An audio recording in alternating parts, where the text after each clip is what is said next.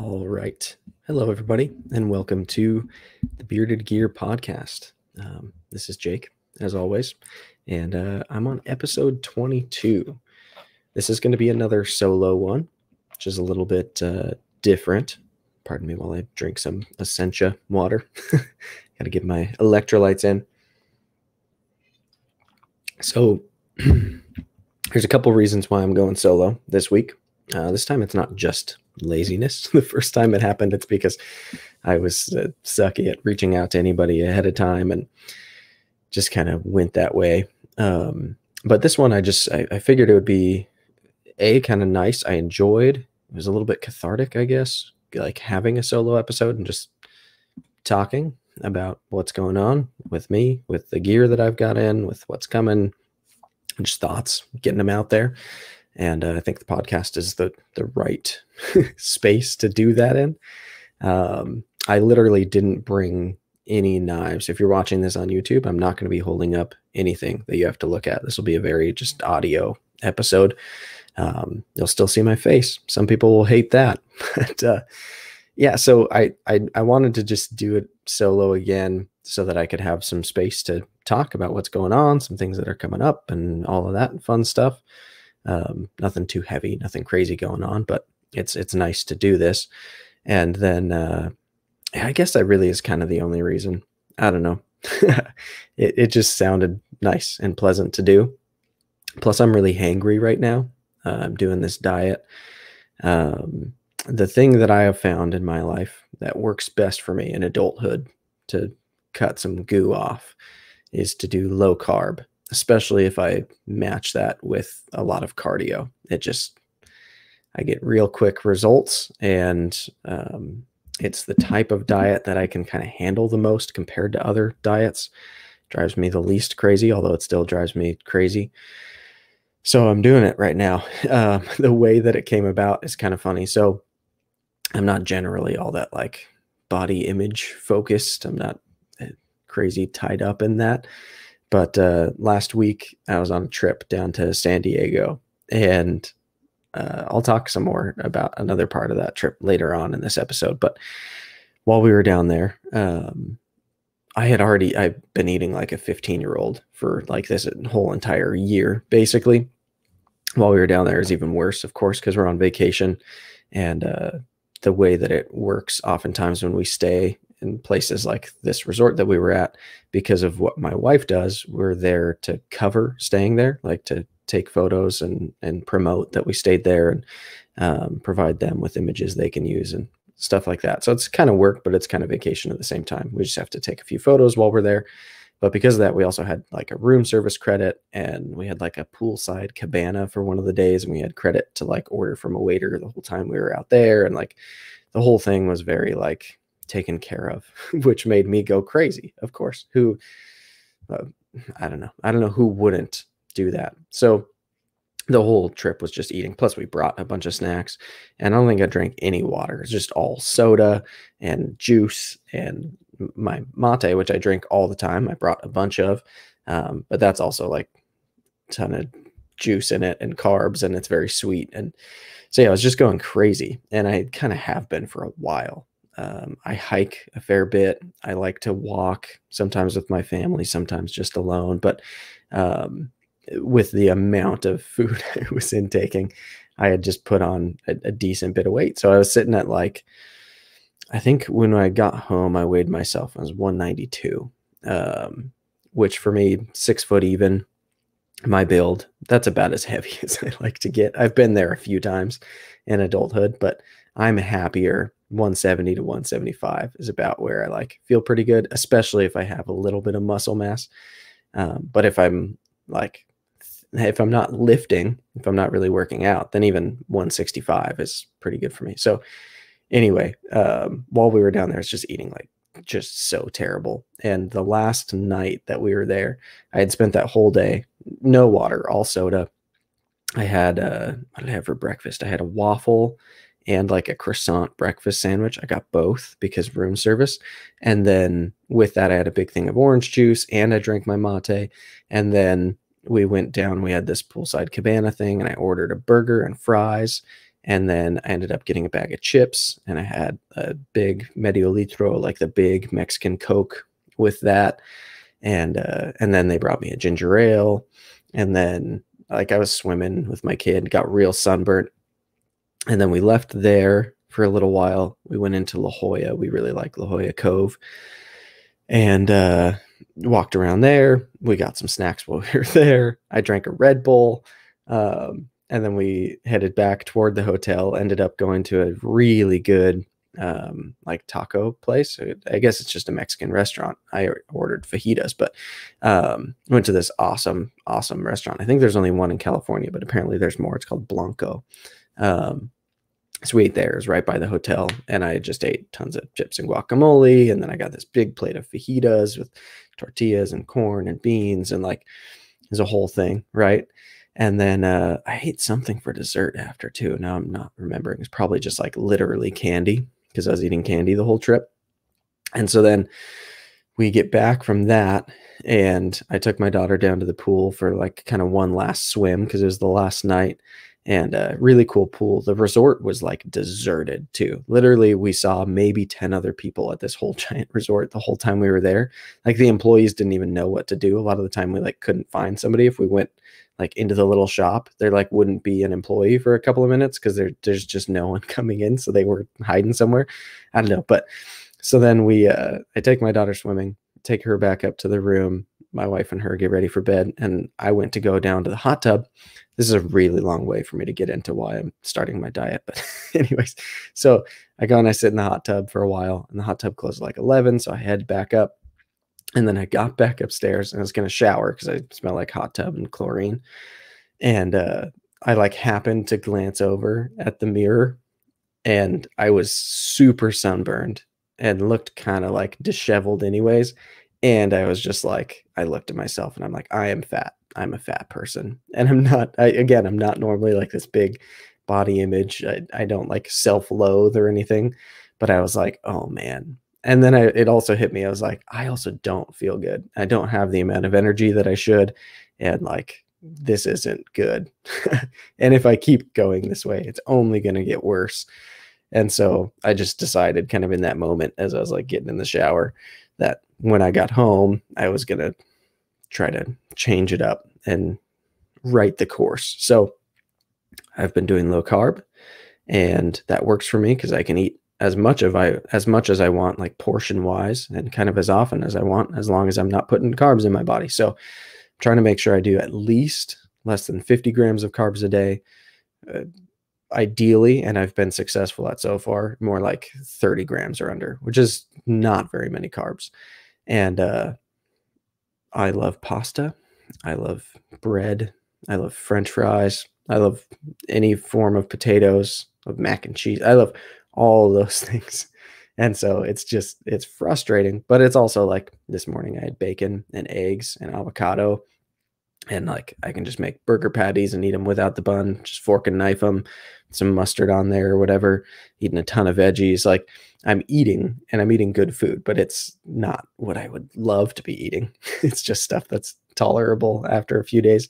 Plus, in the midst of it, my wife had us do a juice cleanse, and I agreed to it because apparently I hate myself.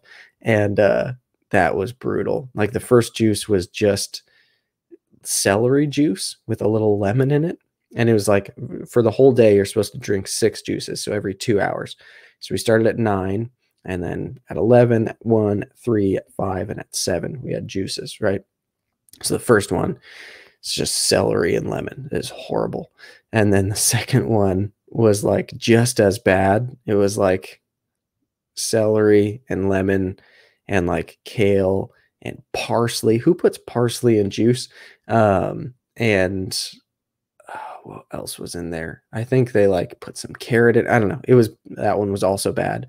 And that was also juice number 4. That one repeated is the only one you drink 2 of. Juice number 3 was okay. It was kind of a smoothie. Like it had avocado in it, and I think a little bit of like apple or something. So it's kind of sweet. Still didn't like it, but compared to the first 2, it was great. And then number 4, like I said, was garbage again. And then number 5 was actually pretty good. It was like pineapple and apple and like turmeric and ginger and like still healthy, but tasted much better. And then the last one was like a protein shake with like almond butter and banana and cocoa powder. And like that one was, oh, it was heaven at the end of that. But that was not a low carb day, but it was a juice cleanse. And I like pooped every 2 hours. So that happened. So yeah, anyways, it's been, I think, 5 days now that I've been doing this, and I'm already down 7 or 8 pounds, which is good progress. My goal is to lose at least 20 by the time I leave on my trip next month. I'm going on a trip, which again, I have a note. I wrote down some notes just to make sure I don't miss anything I wanted to talk about. We're going on a trip right around my birthday. So we're going to leave on June 23rd. My birthday is the next day on the 24th. So by the 23rd of June, I want to have lost at least 20 pounds, technically 22, I guess. I'd like to be at 170 when we leave for that trip, down from 192. And based on my progress so far, I know it'll slow down. The first weight that falls off is usually the easiest, but I think I'm hopefully going to get there. I believe I can do it. So I might be hangry for a little while, but that's coming up. Anyways, so I'm on my diet, and I think that also contributed to me wanting to do a solo episode so I could spend 10 minutes complaining about that. But that's where we're at. So sound off in the comments if you're also on a diet right now and hating life, but liking the results. I don't know. That's where I'm at. I'm like, I would just love to eat a donut so much right now, but I won't. It's funny too. Yesterday, I did a big cardio day because I'm making sure that I at least walk 7 miles a day. That's my minimum right now. If I get real busy, I won't hate myself if I do 5 miles, but like 7's kind of my minimum. And so yesterday I ended up, I did 2 big walks, one with the family, which was super slow because my 6-year-old is not quick. So that was like a mosey pace. I was just on the phone with my buddy the whole time, just chugging along. And then I got back home from that. And at night, once it cooled down, I went out and I ran just over 3.5 miles. And I wasn't impressive about it. I held an 11-minute mile for the whole time. I'd like to get faster. That would be great.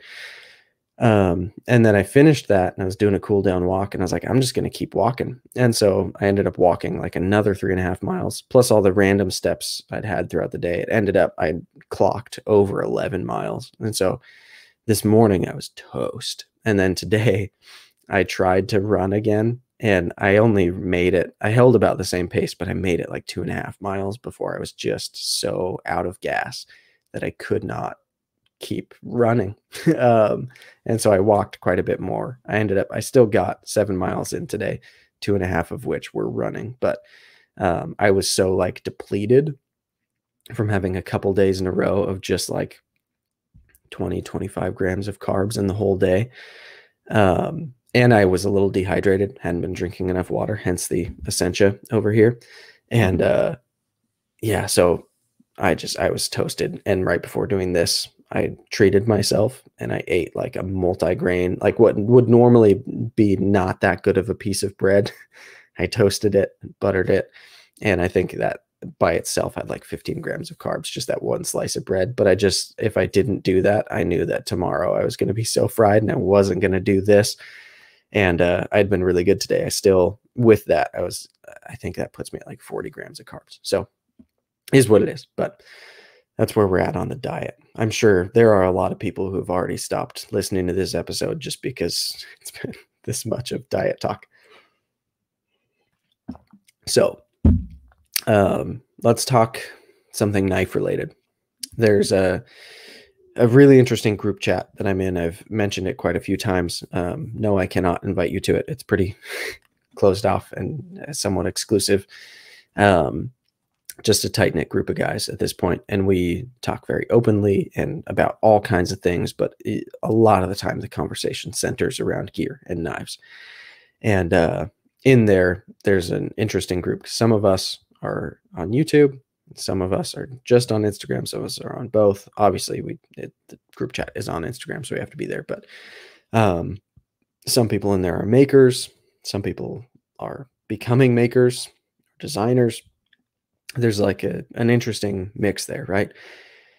And there was a post that got shared into the group just the other day. I think it might have even been yesterday. And it was, I think Jim Skelton posted it. Pretty sure that was who it was. And I'm not trying to throw shade at him in any way. I'm just kind of dissecting this in my own way because it led to a big conversation. Basically, the post was a picture of a really wild custom knife. I think it was like an RJ Martin knife. And basically, in essence, what I took from his text underneath the post was that the word grail in the knife world gets misused constantly because people call knives grails that are available at 20 retailers right now. Like if they had the money, they could just go buy it.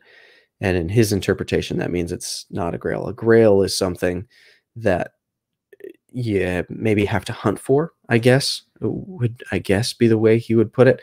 Or like it just has to be so rare and so unique that it's almost unfathomable that you could even have the chance to own it. And I don't think he's wrong, but it led to a really interesting conversation in the group chat about what a grail is to kind of each of us respectively. And I chimed in a little bit, but I also mentioned like, I think I'm going to talk about this on my podcast because there's something here. This is interesting.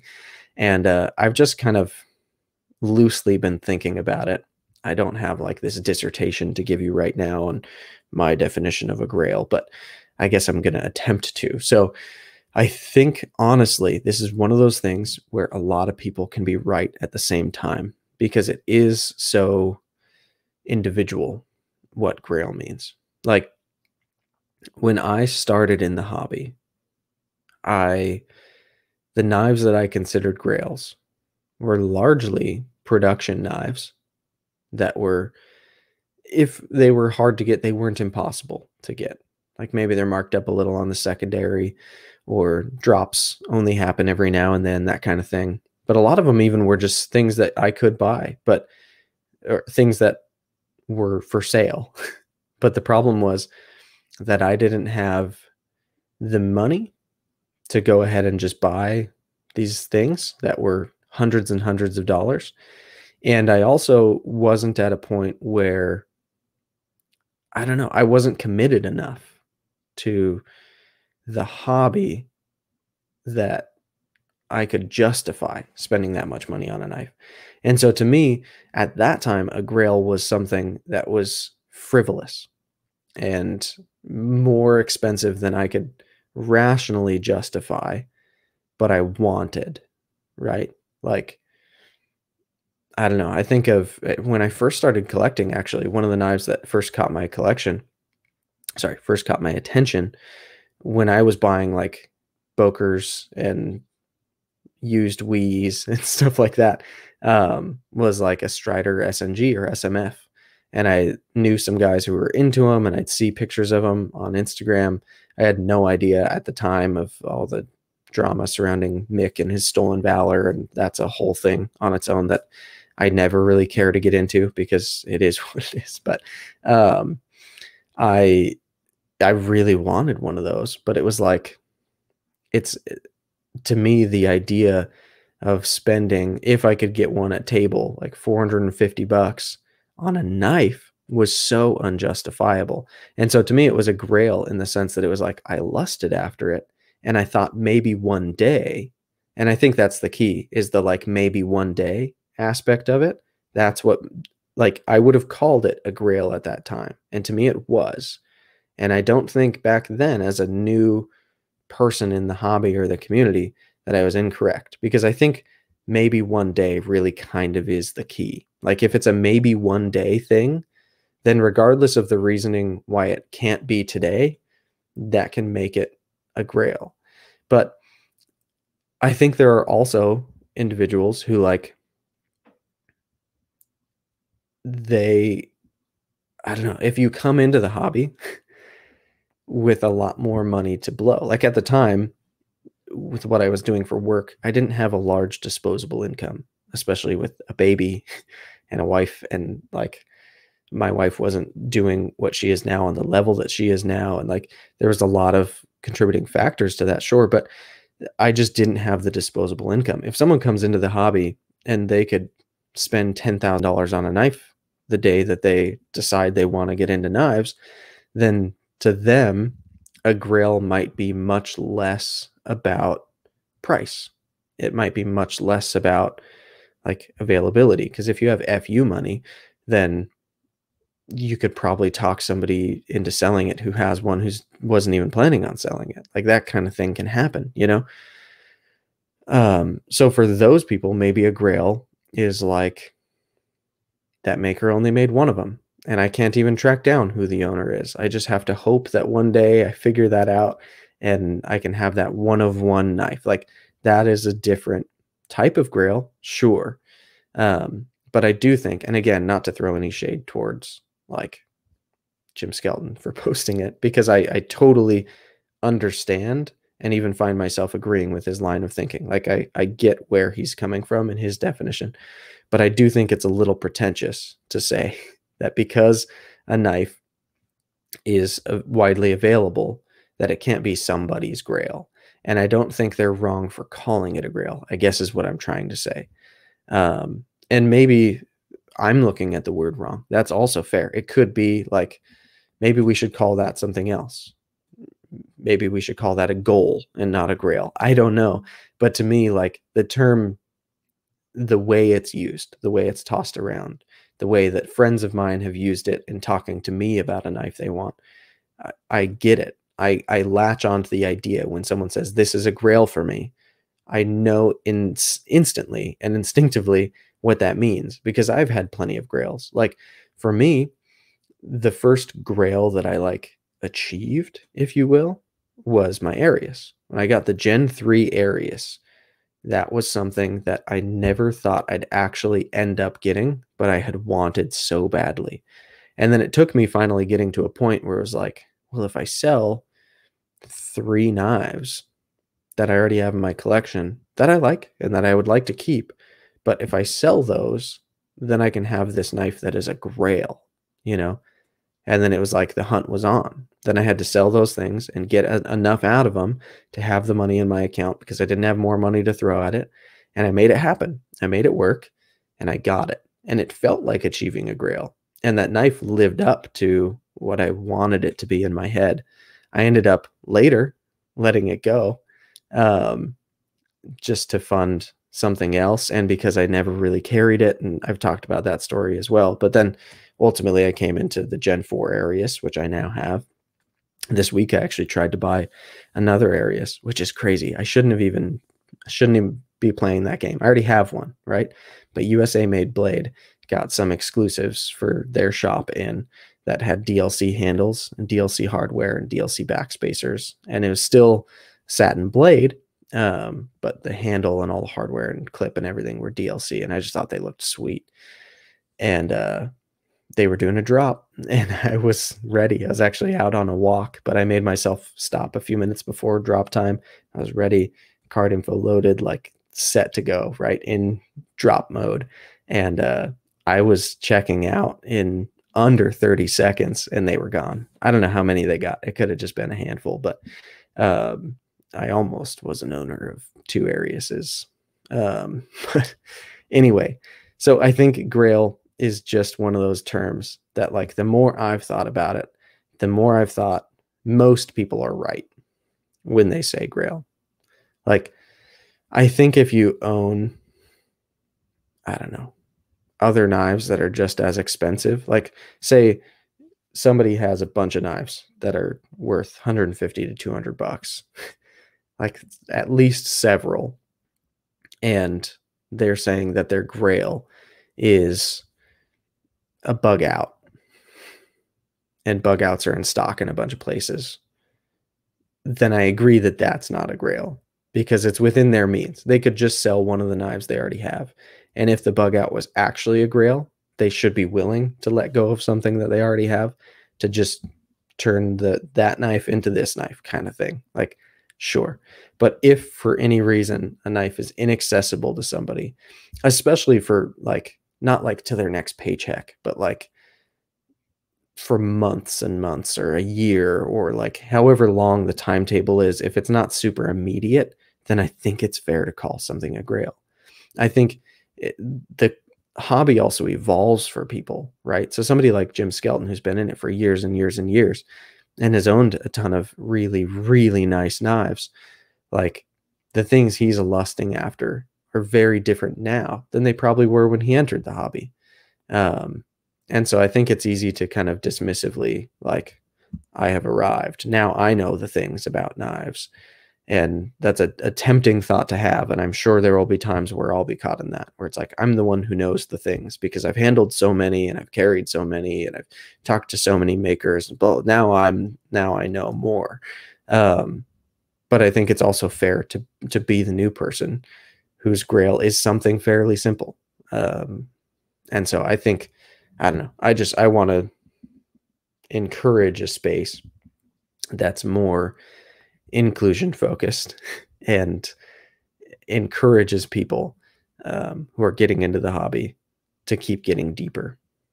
Because when you achieve a grail, whether it's something that took you a couple of months of saving or some strategic buying and selling and trading, or whether it's something that you didn't know if one would ever pop up and you've been hunting and you've been scouring Reddit and Facebook and Instagram hashtags and you've been trying to find one for sale and you've had no luck, and it's something that you've got the money burning a hole in your pocket, but you're waiting because that's the knife that you want, and then you achieve it. Like, that stuff is awesome. That feels rewarding.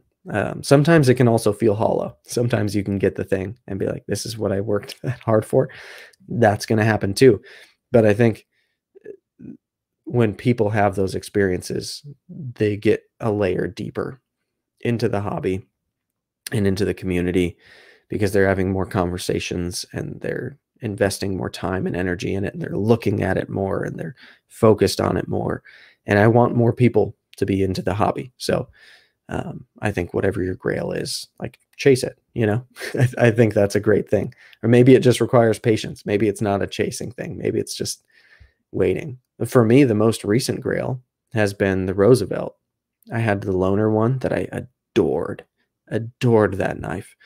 And on the secondary, they're way more money than I would spend at this point in my life on a knife, especially when I know how much they table for. Like, that's no secret.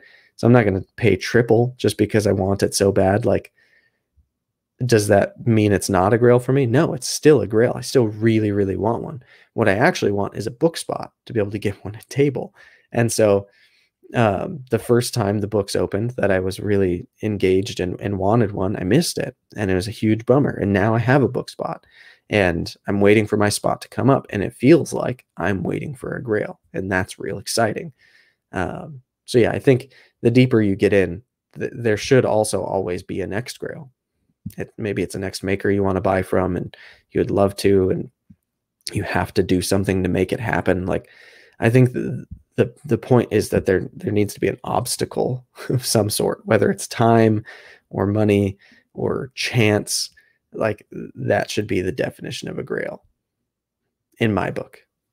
So obviously that wasn't the most concise way to put it, but I feel like I sorted my thoughts in a way by verbalizing them here. So yeah, I think that would be an interesting thing to see other people tackle what they define as a grail, because again, I think so many people can be right at the same time on that one.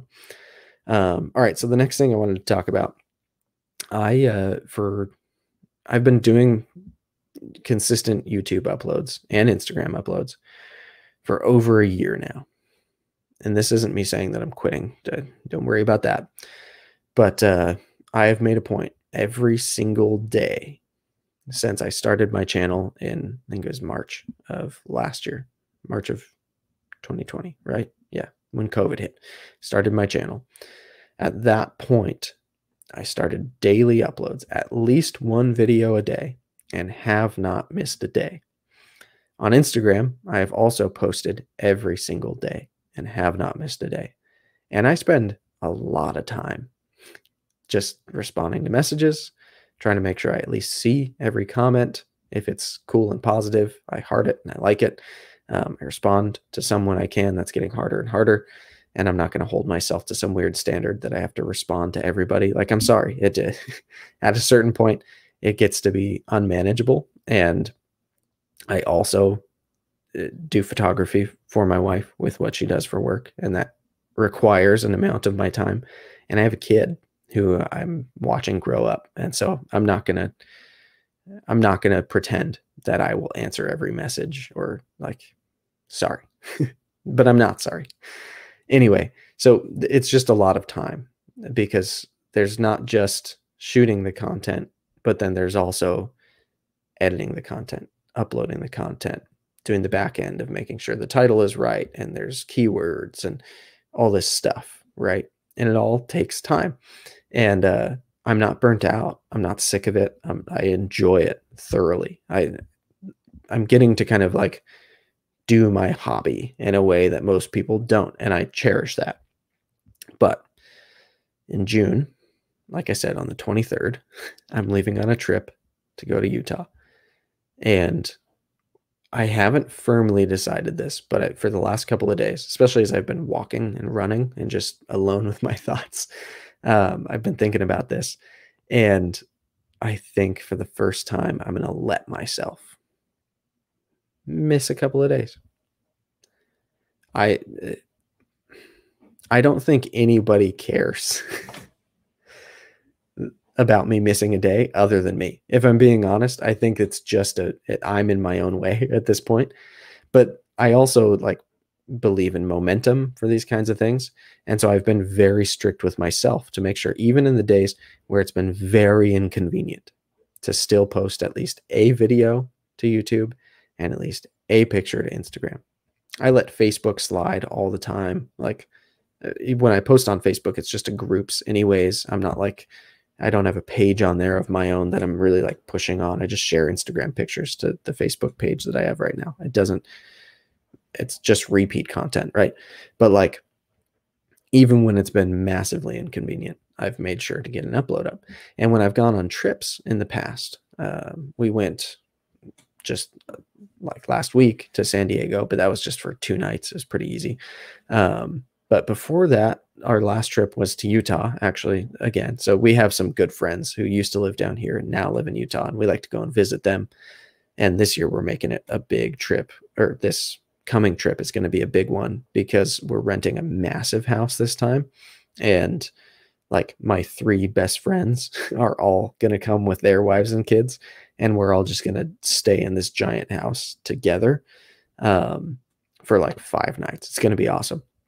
And then I'll probably spend another night at my sister's place up north before heading back down. We'll see what it'll end up being. But even when I get back, one of my buddies might come back with us. We still have to plan it. And if he does, we're either going to do a camping trip, just he and I, after we get back here, get my wife and daughter home, grab the camping equipment and go, or we'll do some kind of road trip, or we'll fly somewhere. We're trying to make that work. We might go to Michigan because we both spent a lot of time there, or I don't know. We're going to figure something out, hopefully. But the point is, like, normally when I go on these trips, my last trip to Utah, I had to make sure before I left on the trip that not only was all of my wife's content, which is what makes us our actual income, not only was all of that shot and prepared and edited and ready to post so that we could be up there and enjoy our time. She wouldn't have to worry about it. But then I also had to make sure that I had at least one video per day for the day we're traveling, each of the day we're staying there, the day we're traveling back, and a buffer extra video for the next day in case, like, when I get back, I don't have time to immediately film some stuff. So that's a lot of like work.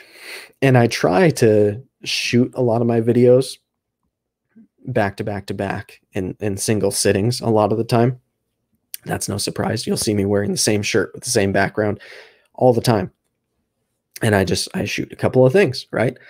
And so it's not that crazy, but it's a lot right before a trip when you're already planning on leaving and you're wanting to make sure you're packed and all your actual like life stuff is in order to go ahead and leave for a whole week or whatever it is.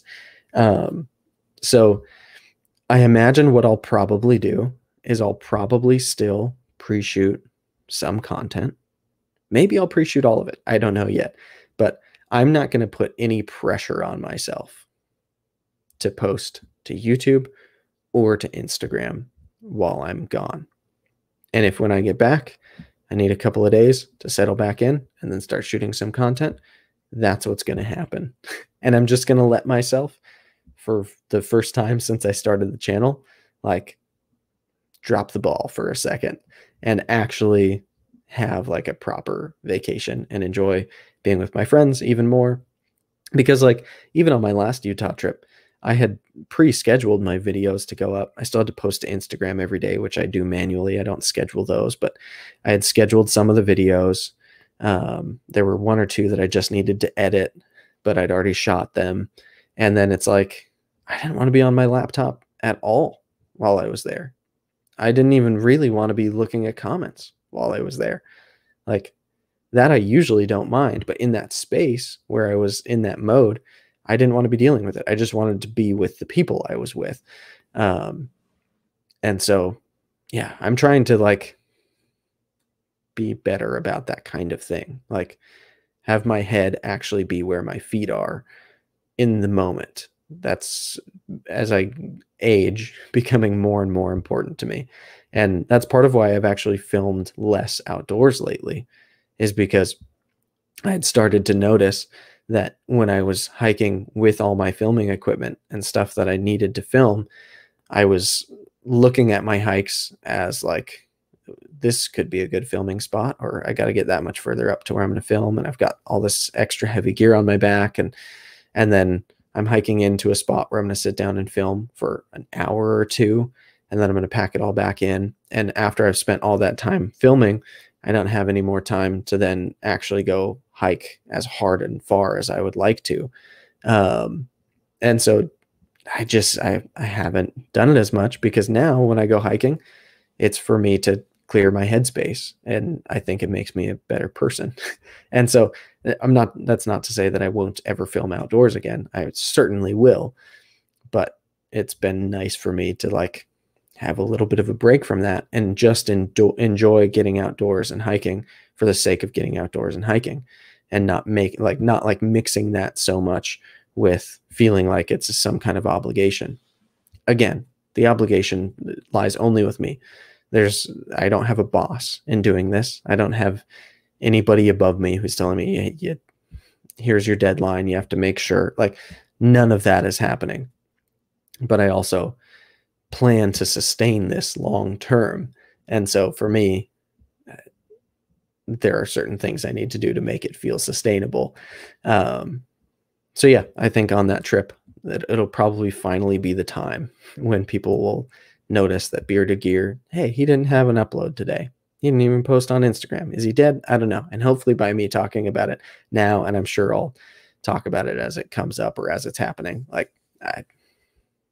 you'll know I'm not dead. I'm just having a good time. So, but I am really looking forward to that trip. It's going to be really cool. I'm turning 29, and that's not like this weird like milestone age. It just happened at the end of our last trip.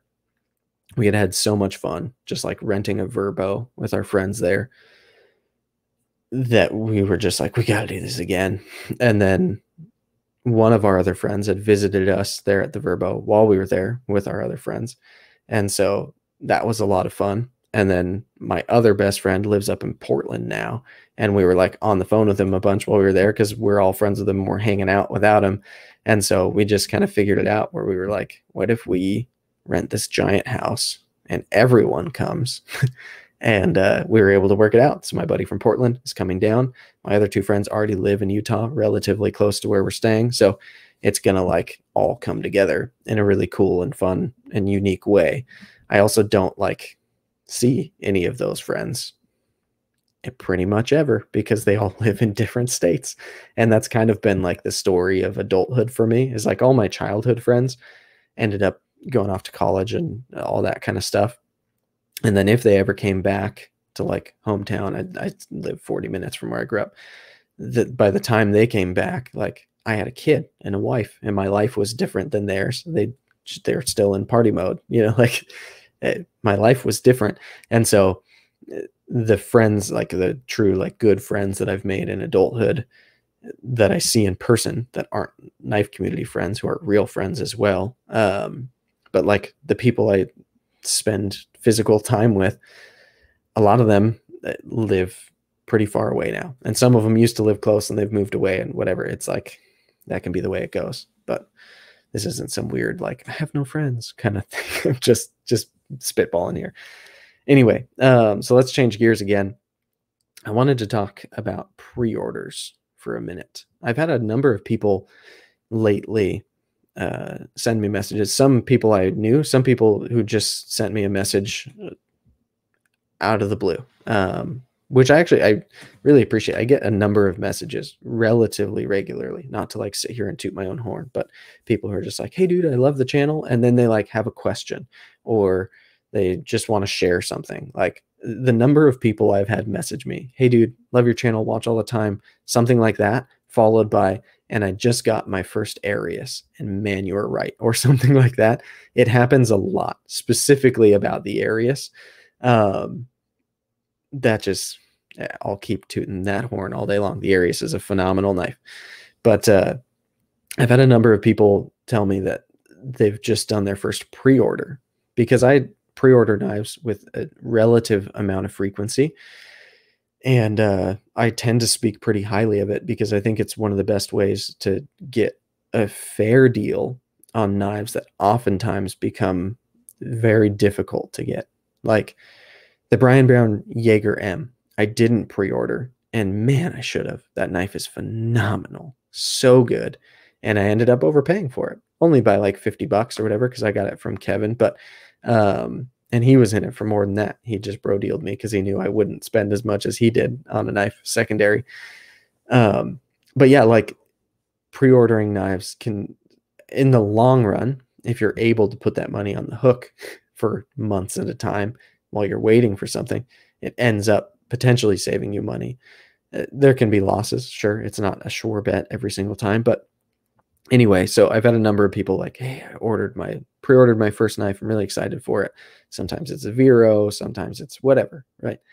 And I just think that's really cool. And it's made me kind of reflect a little bit on how I used to feel about pre-orders.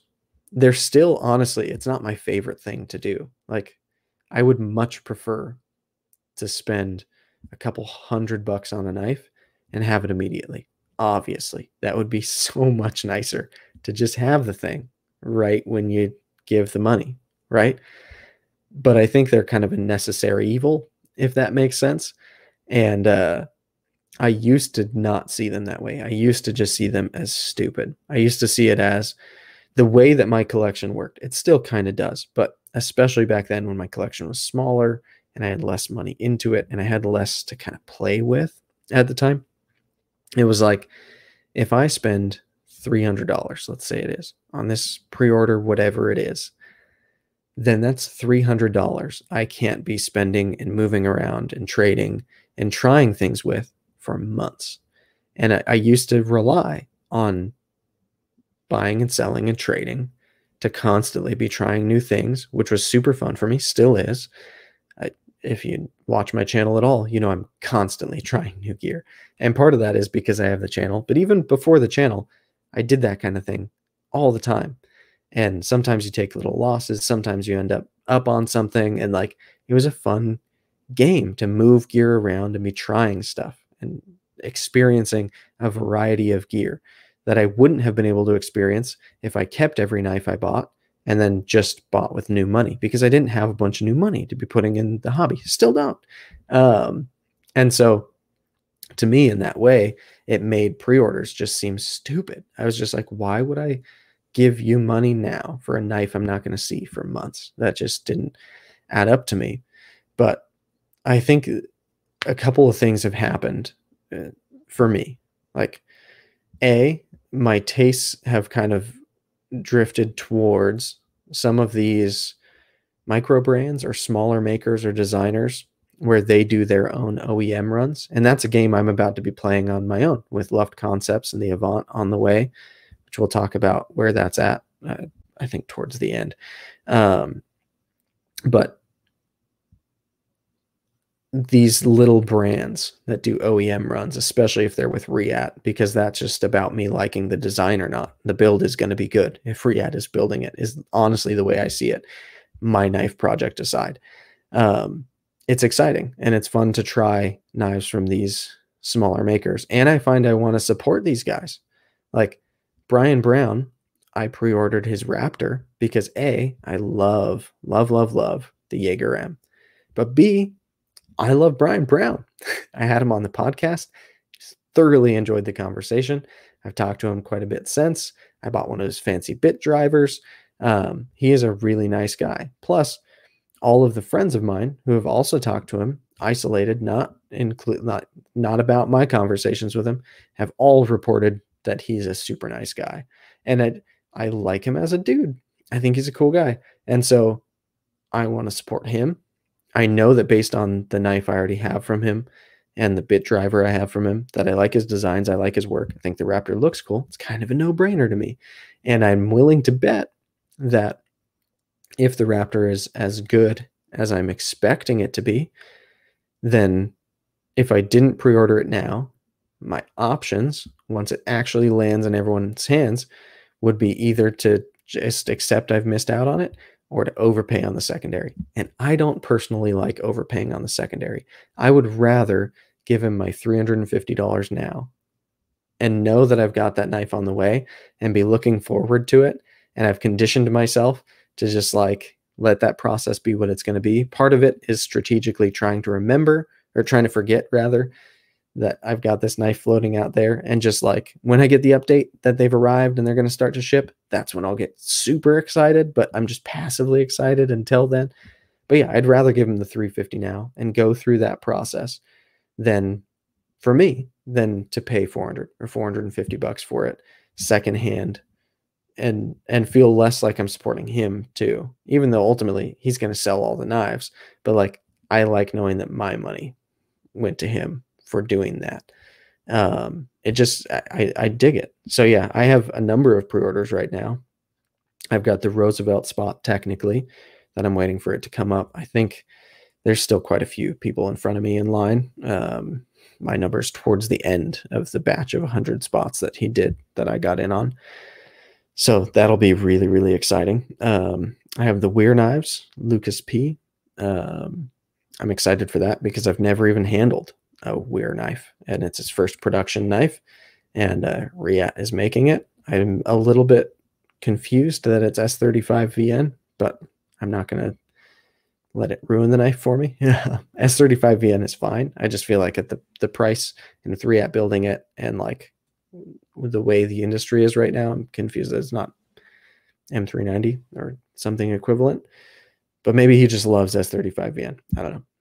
Then I've obviously got the Brian Brown Raptor, and I just pre-ordered Something Obscene Company J-Cape because he's got the pre-orders live as of when I'm talking about this. This is Monday. It'll go live Wednesday. So I don't know if they still will be, but I have a loaner J-Cape in right now, and I love it. Oh, it's so good. And I thought when I got it that I was going to have the chance to buy it, but some events happened. My buddy Hero Sticks, who loaned it to me, he had a couple of them and then ended up getting a crazy wild offer on the other one. And so he sold it because he got a crazy offer, and he wants to keep the one that's now in my possession because he was planning on keeping the other one. It's a whole thing. So I won't be able to keep the flame to tie one, but I pre-ordered one. That's a flipper, satin blade, and then all murdered out black handles, hardware, clip, everything. And I'm actually really excited about that. The more that I've thought about it, I'm looking forward to it being all black because the gold clip in a lightning bolt shape is a little much for me actually having hanging out of my pocket a lot of the time. Even it looks rad, don't get me wrong, but I think black is more livable for me as the one that'll be a keeper. So I've got those couple of knives pre-ordered. I've had a couple of pre-orders come in recently. The Isotope came in. I was not a fan. It's already gone. My full review by the time this goes live should already be live on that, maybe. But yeah, I mean, I think pre-orders can be fun if you make them fun. I think they suck if you make them suck. I think if you let yourself be the kind of person who's just constantly checking in, like, oh, have they posted any update? Is it coming? Is it, when is it going to get here? They promised me that it would be 4 to 6 months, and it's been 4 months. Where, like, don't be that guy. Just ride the wave. The makers who are doing these things, everyone that I know of wants those knives to get into them, and they want to package them up and they want to ship it to you so they can have that weight off of their chest. It's not like these things are like artificially taking long or anything like that. I do think it's nice when the makers do give updates, like, hey, heard from Riat, the OEM, this is what step of the process they're in. That kind of stuff is great. Like, I am going to seek to be communicative when people pre-order the Avant. That will be important to me, to be that kind of designer who does that.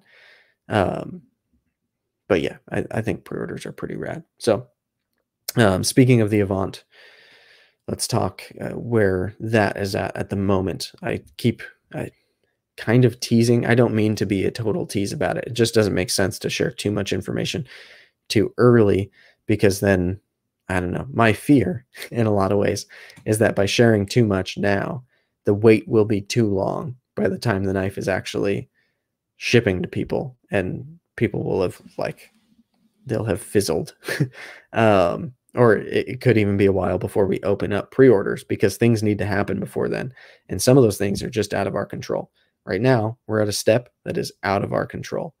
So we have okayed the designs from Riat. They took our CAD files, they made them their CAD files. We did some minor revisions. So the 3D modeling that we've shared on the Instagram on Left Concepts is dated at this point.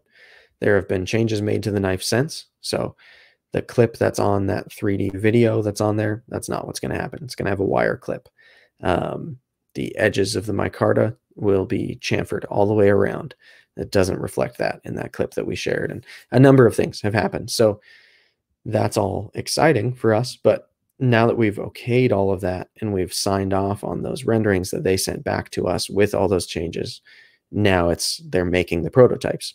One of the variants of ours is going to involve some coding. And for that, I understand it just takes them longer. So we're waiting for prototypes to get here, and we've already been waiting for a couple of weeks. We're probably going to be waiting for a few more. We don't know exactly how many, because Riat is working with a lot of people on a lot of different projects, and we're just one of them, and we're brand new, and they're somewhat communicative. Obviously, I'd love it if they were like every day telling me what's going on, but that's not the world we live in. So once those prototypes show up, I'm hoping before my trip in June. Man, that would be awesome if they're here before I do that.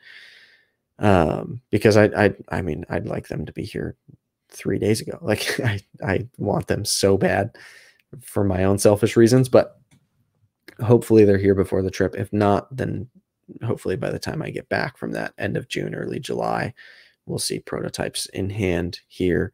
I'll have a couple of prototypes that are for me. I'll have one of each variant, and then I'll have one of each variant that I will be sending from me to some of my friends who are reviewers and some friends who I just want feedback from. And that list has to, in essence, be short, because for people to spend any kind of meaningful amount of time with one, I mean, I just, there's only 2 prototypes to go around. So that's the way it's going to go. And then Ryan, my partner on the project, will obviously have 2 prototypes for him as well.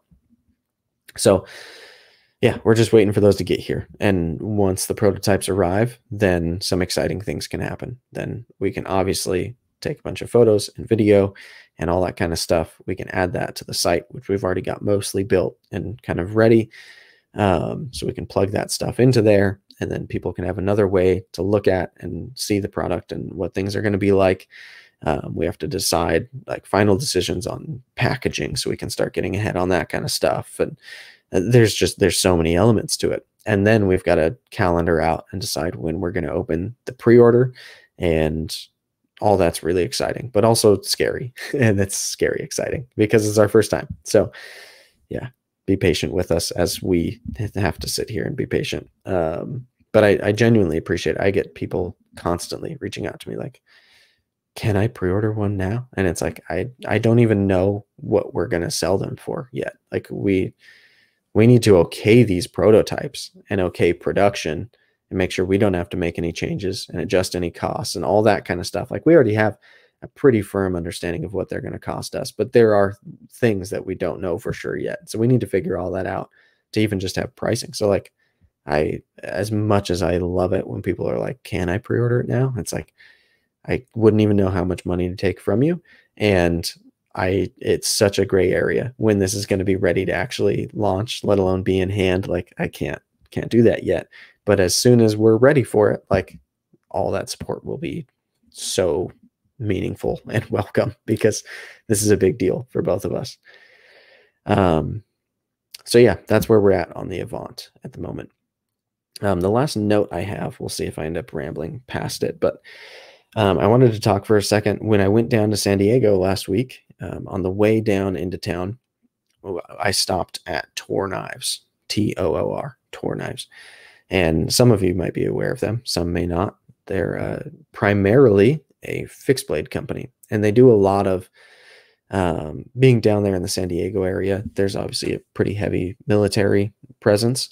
I get the sense that they do a lot of knives for service members. And they've done like a collaboration with Haley Strategic, Travis Haley. If you're not familiar with him, he's an awesome instructor to just be aware of if you're into firearms and firearms training at all.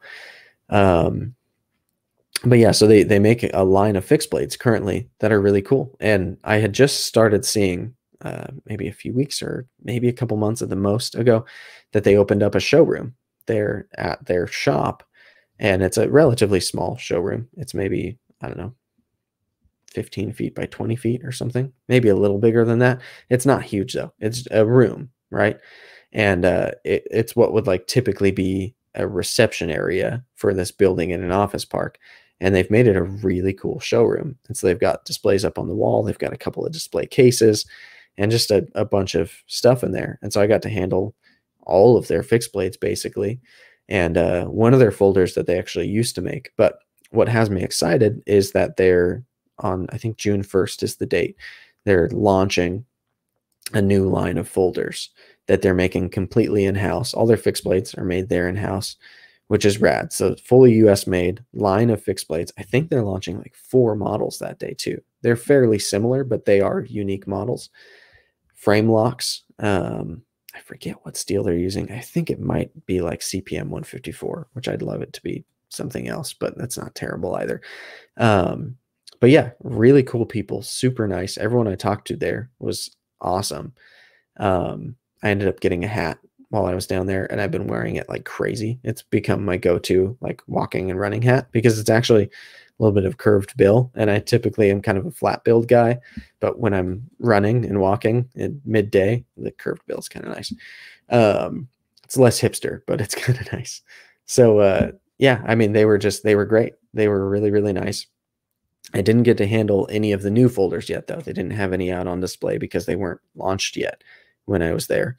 And so I'm loosely planning. We'll see how it ends up actually happening. I don't want to overpromise and underdeliver here, but I'm hoping to get back down there right when the folders launch. If I can go on the day that they launch, that would be rad. I don't know. They might be crazy busy that day, though, or something. So I'm going to talk to them before. I'm not like friends with the owner or anything, but I did meet a couple people while I was down there, and I'd like to see if I can go visit that showroom and maybe get a shop tour, even if it's just a simple, quick one. I don't need them to like go crazy giving me a shop tour because I wouldn't know what to do with all that information. But I also, I don't know, I doubt I would even film it. I'd probably just like to go have it. That's one of those things I'd just like to experience. But I'd like to get back down there when they launch that folder line because I'm excited to see how that does.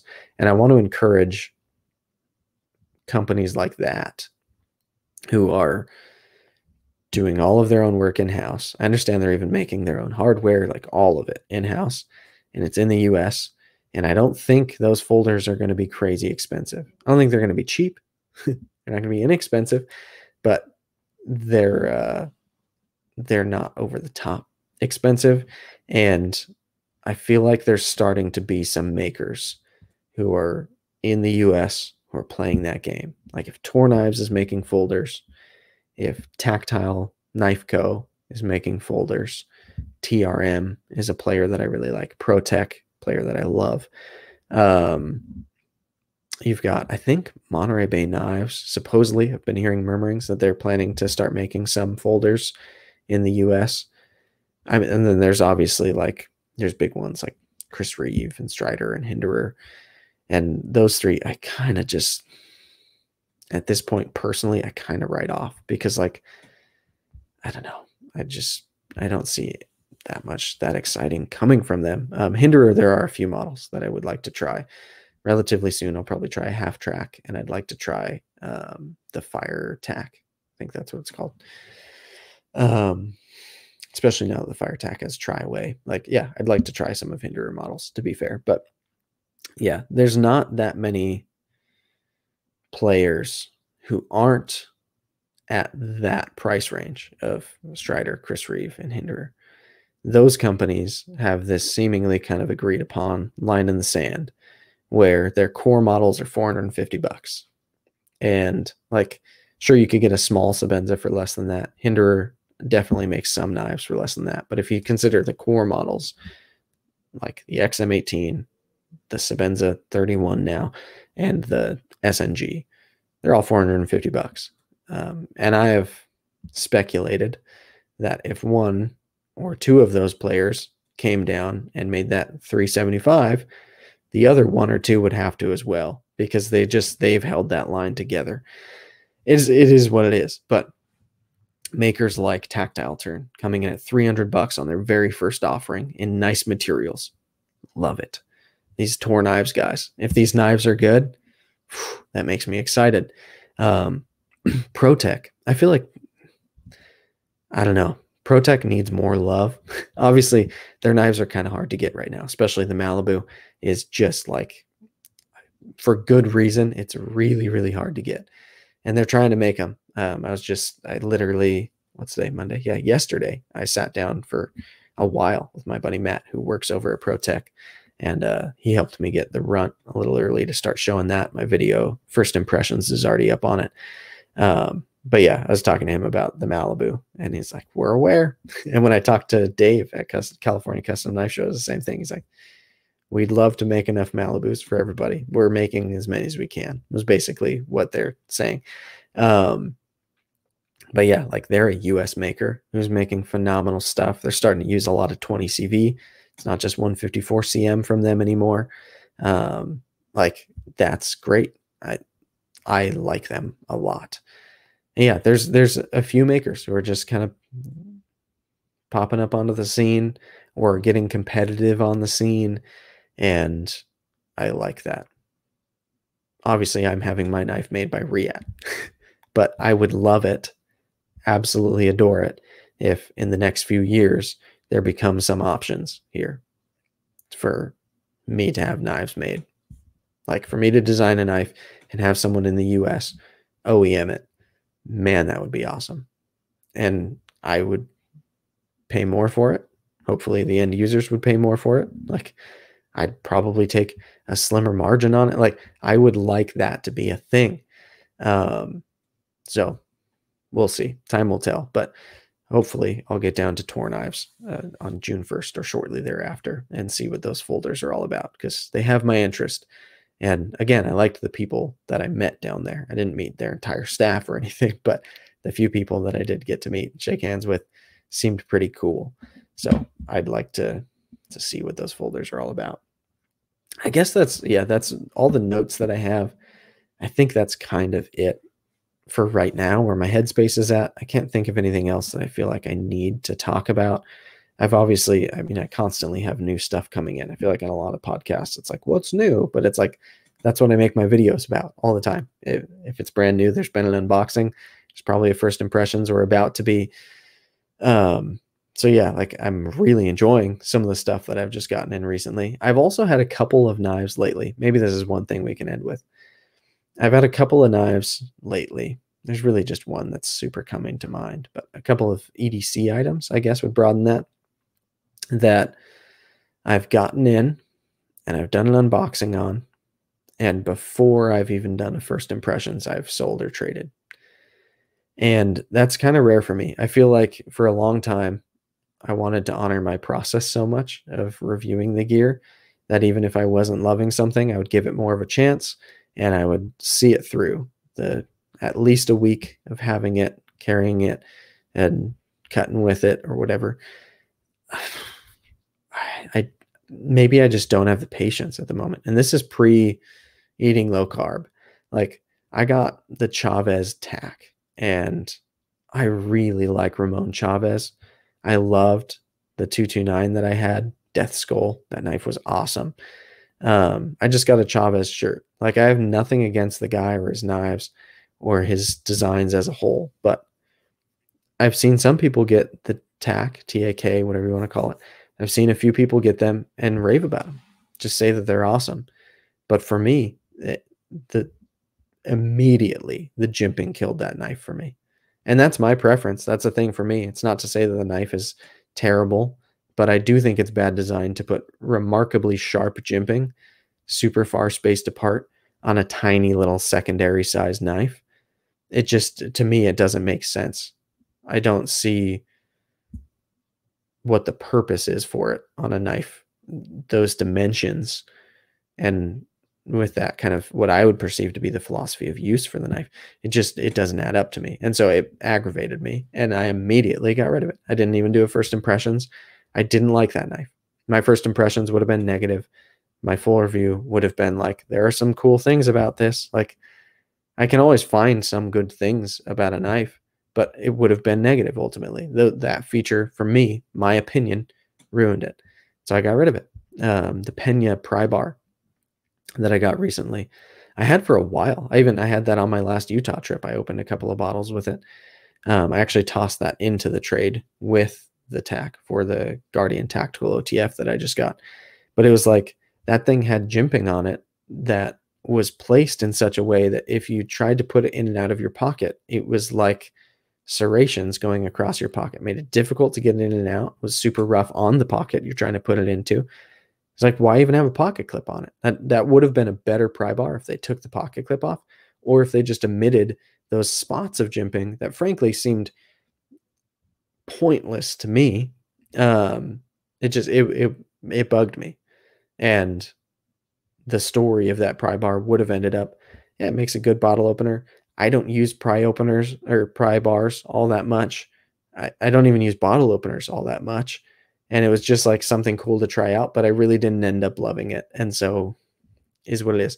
And so in cases like that, I've just not had enough patience to see it through and even like sit down and film that and worry about it. And like, not that I would worry about it, but I just didn't want to do it. And so I just included it in that trade and shipped it away.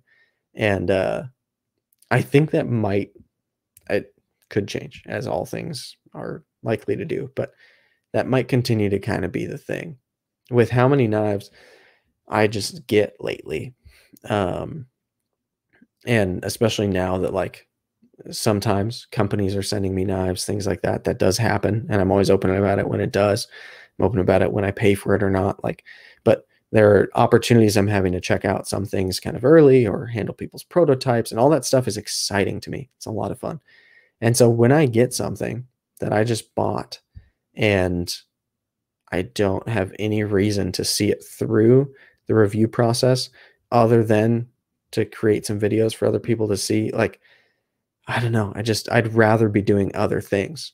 I'd rather be focusing on the gear that I'm actually liking and enjoying. And there will still be sometimes that I honor the process, and there's going to be some negative reviews, and that's all going to happen. And that's important to me too. I think that also validates the positive reviews I make. I find it more believable when somebody gives a positive review who I've also seen give negative reviews. Like, otherwise, I just feel like those people are shilling in some way. I don't want to be that as a channel.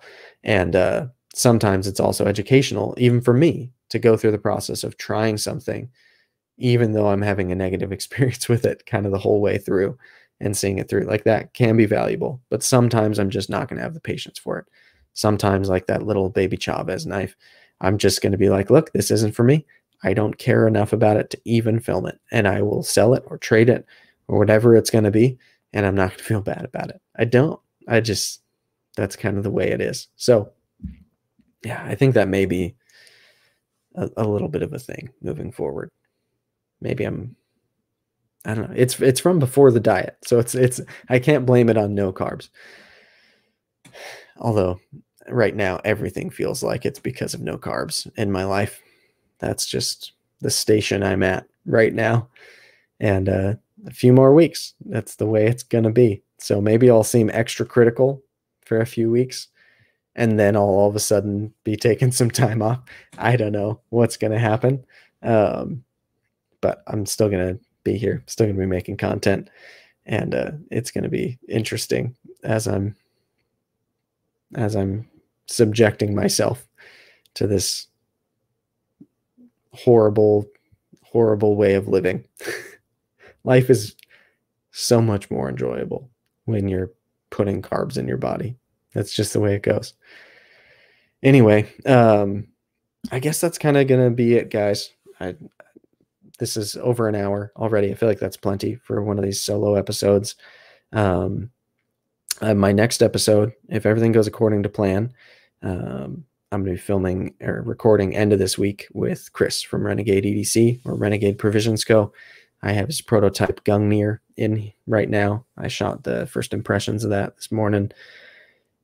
That knife is awesome, and he makes a lot of really cool stuff, and I should be getting a package from him before that with some other stuff that I've ordered from him, and I'm looking forward to that episode. He's become a buddy over the last, I don't know, at least 6 months, maybe closer to a year. He's one of those guys in that group chat that's important to me that I talk to a lot, and I'm excited to see him coming out with a production knife, so that'll be a fun one. And I've got a couple other fun ones in the pipeline, things I just got to firmly schedule and then make happen. And yeah, I like doing the podcast. This is a good space for me. I enjoy having this outlet. I enjoy having it as a space to do this kind of thing now that I've been doing some of these solo episodes, I guess. But also, it's been invaluable to be able to have the conversations that I've had one-on-one with people who I respect and can learn from. And yeah, to do it long form and just hear what people have to say and be able to talk to them and become friends with them. Like I've made meaningful friendships through this already, and this is cool. So I hope that people enjoy listening to it. Maybe people hate these solo ones. I don't know. I got a decent amount of like positive feedback about it last time. A number of people said that they liked it, and I didn't have anybody say, no, you shouldn't do that anymore. But please be honest. If you think this is totally disinteresting and not fun to listen to, then absolutely just please give me that feedback, because I don't know. I don't want to make podcasts that nobody wants to listen to. Part of me may also want to do it harder if you tell me not to, but we'll see. That's just my personality type, I suppose. Anyway, guys, this has been episode number 22 with just me this time. If you don't know where to find me, if you're on YouTube, you're already on my YouTube channel, but it's just Bearded Gear. On Instagram, it's bearded_gear. The probably most meaningful place where you could follow me right now is me and Ryan, my partner, but Loved Concepts on Instagram. That's where we're sharing updates as we have them about the Avant, which is coming as soon as it can come. And yeah, I appreciate it, guys. Thank you so much for listening, and we'll talk to you on the next one.